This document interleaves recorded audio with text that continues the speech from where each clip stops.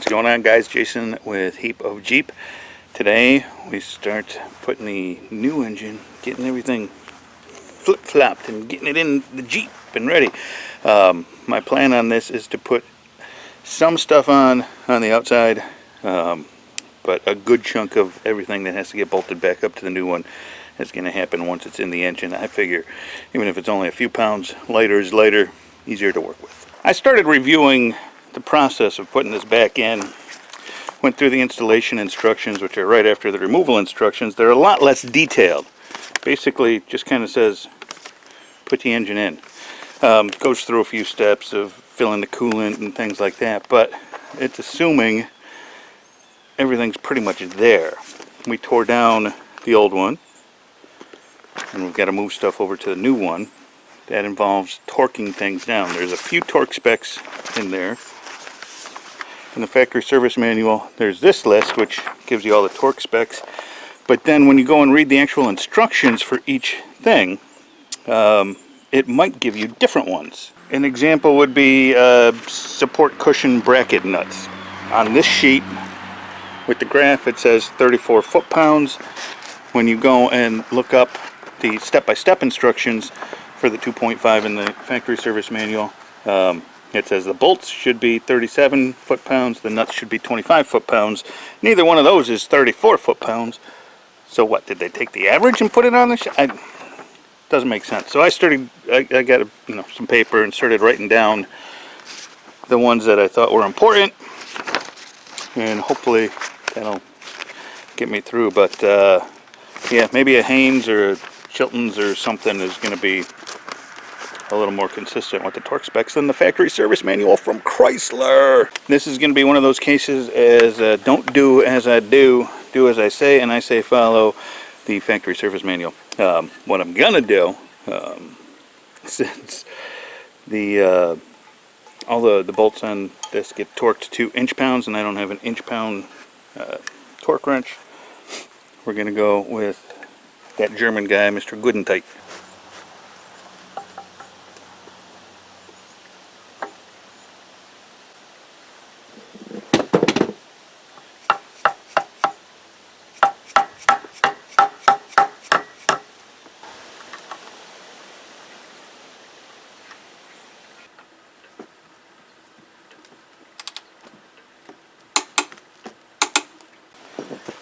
While the engine's out, I figured I'd show you how I find top dead center. There's a little timing mark on the dampener, and there's your timing, your grid there. So a lot of people say use finger. How do you do that? I like to use my pinky and shove it all the way in there.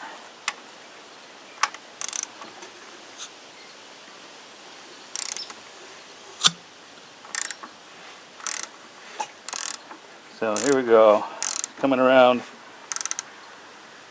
to the top dead center. There's a little timing mark. I want it on the 0 there. My finger's in the hole, but there's no pressure because one of those valves is open. So then, as we keep going around,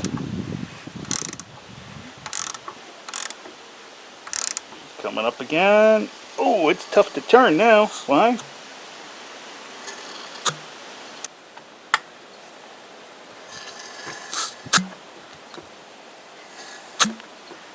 We know it's on the compression stroke because we felt it. We heard it pop when I pulled my pinky out.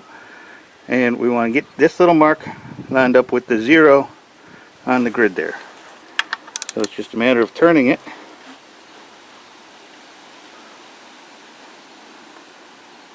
Until it's lined up. And that's top dead center.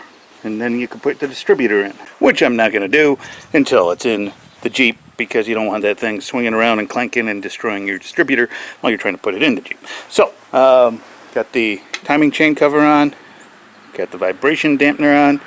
Now I got to put the oil pump on and the oil pan gasket, and then we'll flip it back over again.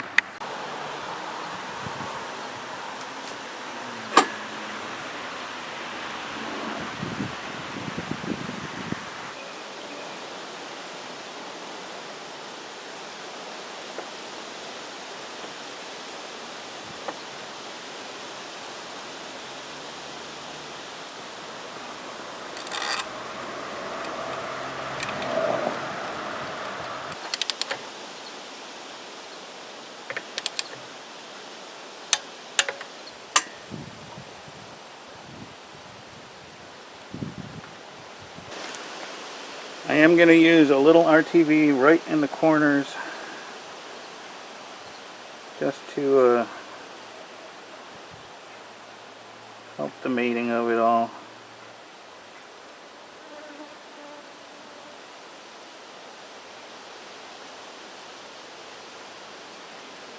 Not much. A little dab will do you.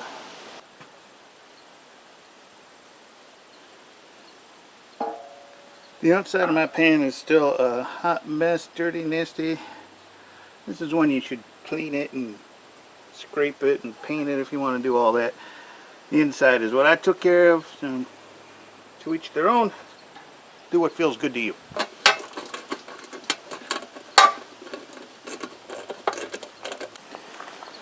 So it's inch-pounds again on the oil pan bolts. Again, I don't have an inch-pound torque wrench, so just making them snug, tight, but not over tight because they're just little bolts. You don't want to snap one of these off. I am going to do the valve cover gasket while it's like this. It'll be a little easier than trying to reach in there. Cover side. Oh.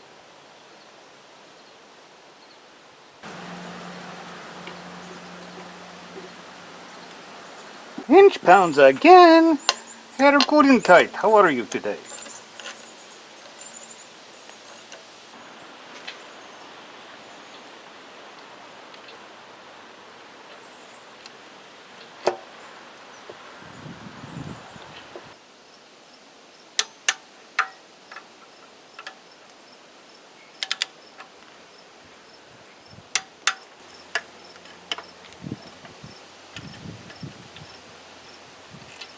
Besides a couple of the exhaust bolts,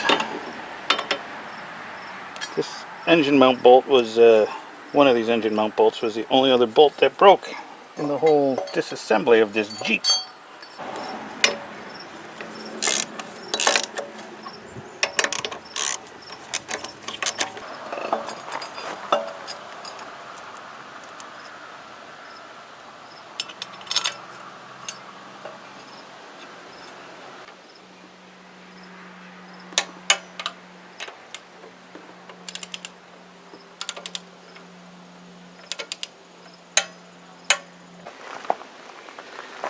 Suddenly my plan doesn't seem so foolproof to leave everything off, because this was where I hooked the chain up to pull it out, and I think I'm going to hook it up to that again, put it in.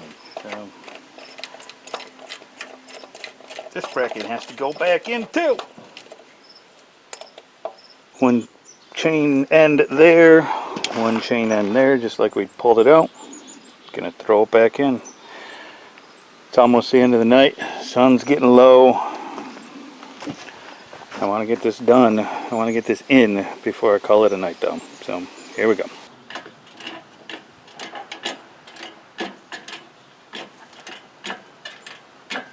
I almost threw the engine in the Jeep without the new flywheel and clutch on. That would have been bad. Here's another do as I don't do as I say, not as I do. I'm reusing the flywheel bolts. You're not supposed to. You're supposed to use new ones, but a little blue Loctite and torque them just back. I think it'll be all right. I lowered the engine down. It's just kind of sitting on the oil pan, just so there wasn't so much weight sitting on those bolts. But here we go. You should have clean hands, but I was going to clean it anyways. There we go. Only goes on one way. So you just got to find where the holes match. And when they all do, that's the only way it'll go on. Being on the ground actually made it a little easier. I'm using the old flywheel to hold it in place so the engine doesn't turn. That way I don't need a second person out here to help me. Now these are all torqued to 50 foot-pounds, I think it was. It's 50 foot-pounds plus 60 degrees. So I'm putting a little mark on the top of each bolt. If you turn it to there, it's 90 degrees. Halfway would be 45, so right about there is about where we want it.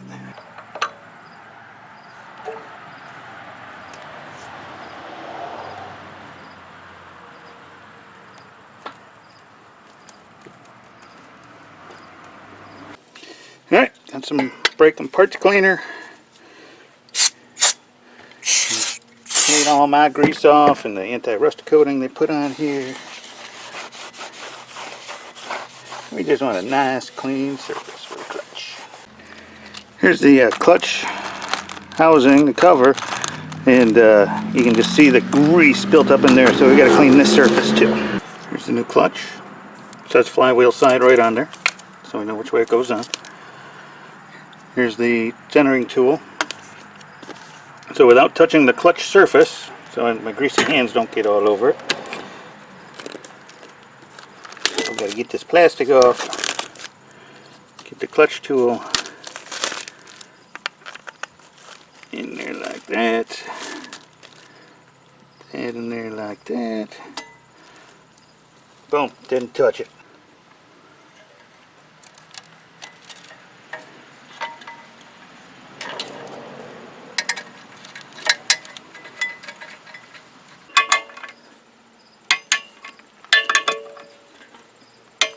My goal when I started this morning was to have the engine mounted in the Jeep.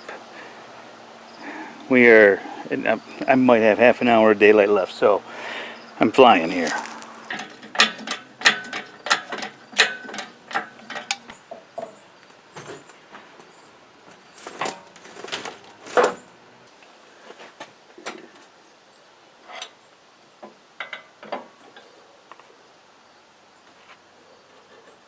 If you watched my engine removal video, you'll know that this Harbor Freight engine hoist is too short. It was bent way out, and I wondered how I was going to solve this. What I ended up doing is just using some of these ratchet straps.